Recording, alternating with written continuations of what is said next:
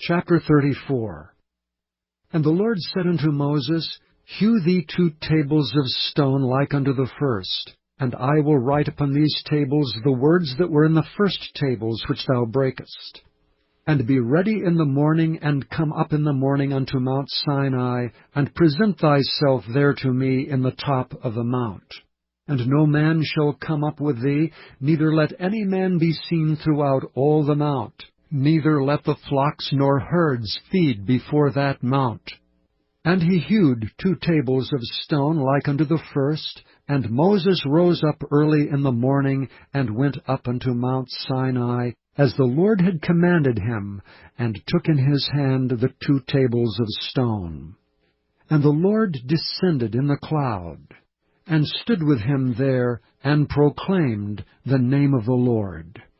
The Lord passed by before him and proclaimed, the Lord God, merciful and gracious, long-suffering and abundant in goodness and truth, keeping mercy for thousands, forgiving iniquity and transgression and sin, and that will by no means clear the guilty, visiting the iniquity of the fathers upon the children, and upon the children's children unto the 3rd and to the 4th generation. And Moses made haste, and bowed his head toward the earth, and worshipped.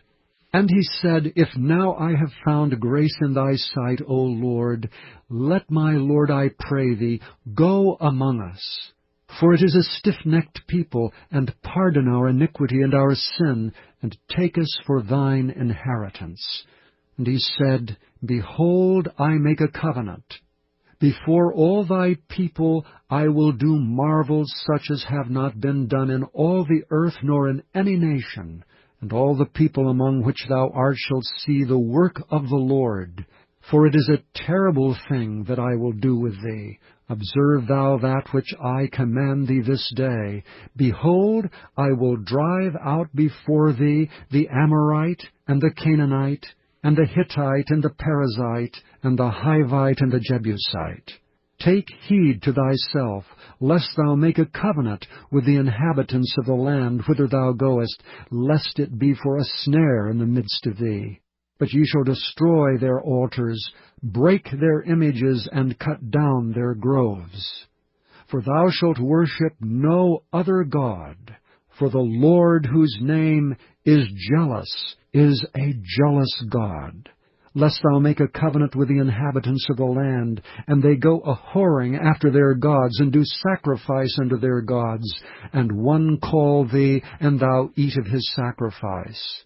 And thou take of their daughters unto thy sons, and their daughters go a-whoring after their gods, and make thy sons go a-whoring after their gods.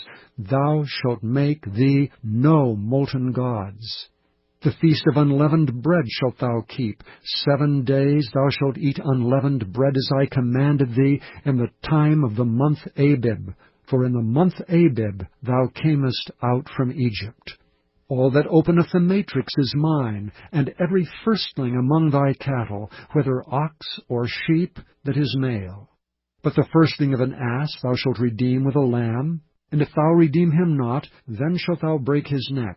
All the firstborn of thy sons shalt thou redeem, and none shall appear before me empty. 6 days shalt thou work, but on the 7th day thou shalt rest. In earing time and in harvest thou shalt rest.